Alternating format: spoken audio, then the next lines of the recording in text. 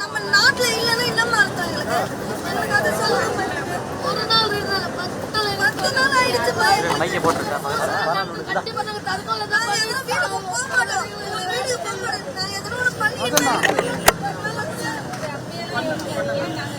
அப்படி யோசிக்காதீங்க சொன்னாரு.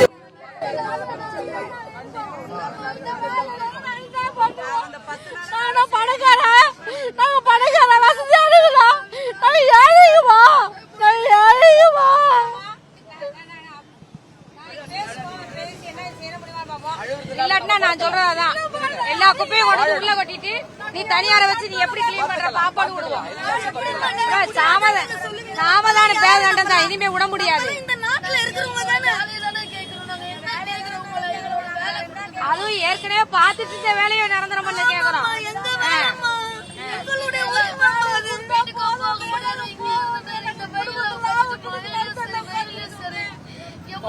பொம்பளைங்களை வச்சு மாடல் பண்றாங்க.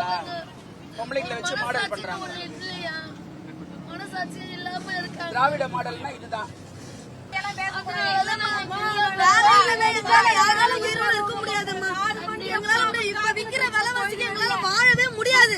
ஒரு நாளைக்கு 1000 ரூபாய் ஆயிடுது சாப்பாடு செலவு. எங்களால எப்படி முடியும்? எங்களால முடியாது. நாங்க எதனா ஒண்ணு பண்ணிக்குவோம். எங்களுக்கு வேலை வேணும். எங்களுக்கு எங்களுடைய வேலை எங்களுக்கு வேணும். எங்களுக்கு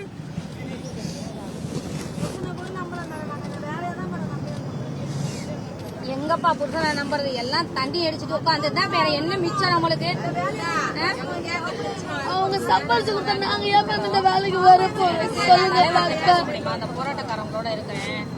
பெண்கள் தலைவர்கிட்ட சரி யார் அண்ணா கூட இருக்காங்க தலைவர் கூட?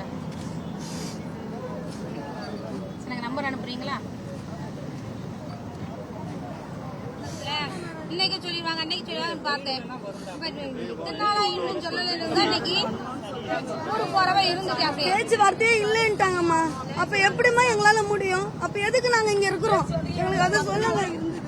பேச்சுவார்த்தை இனிமே இல்லைன்ட்டாங்க. அப்ப நாங்க எப்படி இருக்கிறது? என்ன பதில் எங்களுக்கு? எங்களுக்கு ஒண்ணுமே புரியலம்மா. இப்ப எங்களுக்கு முதல்ல நீங்க அழுகிறத நிறுத்துக்க. கண்ணீர் எதுக்குமே பதில் கிடையாது. இப்ப கோவம் மட்டும்தான் நமக்கு பதில். நீங்க உள்ள நம்ம கோவத்தோட தான் நீ ஒரு நாள் பாப்போம் என்ன செய்யறாங்கன்னு. நான் நாளைக்கு காலையில மேயரை பாக்குறதுக்கு அப்பாயின்மெண்ட் கேட்டிருக்கிறேன். அவங்க இங்க தெரிஞ்ச வரைக்கும் மேயர் பதில் சொல்ற மாதிரியே தெரியல. சேகர்பாபு தான் பேசிக்கிட்டே இருக்கிறார்.